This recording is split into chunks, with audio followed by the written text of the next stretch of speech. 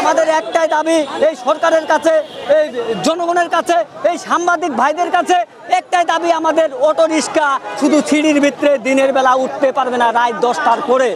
ওরা আগে যে নির্দেশনা যেভাবে চালাইতো সেই নির্দেশনাভাবে ওরা চালাবে। আমরা ওদের কোনো ডিস্টার্ব, কোনো ক্ষতি করব না।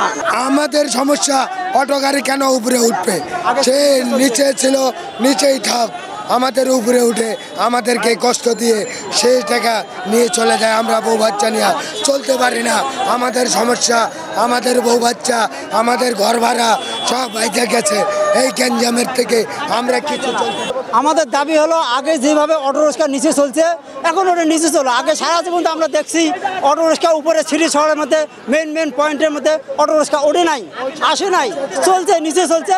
এখনো আমার কথা, অটো রিক্সা ওইভাবে আগে যেভাবে নিচে চলছে এখনো চলুক। আজকাল সারা বাংলাদেশে যারা অটো চালা তারা আমাদের শত্রু না, তারাও আমাদের রিক্সা চালক ভাই। আমি তাদেরকে সবিনয় অনুরোধ করবো, আপনারা যে আগের অবস্থানে ছিলেন আগের অবস্থানে চলে যান।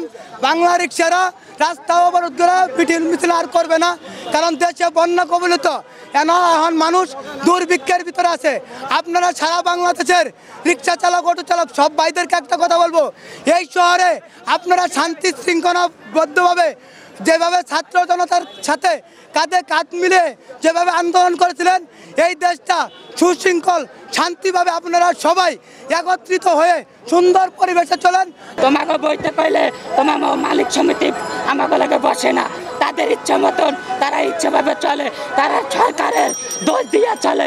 সরকার বলে পারমিশন দিয়েছে, সরকার যদি পারমিশন দিয়ে থাকে তাহলে আমাদের সমাধান সরকারই করবে।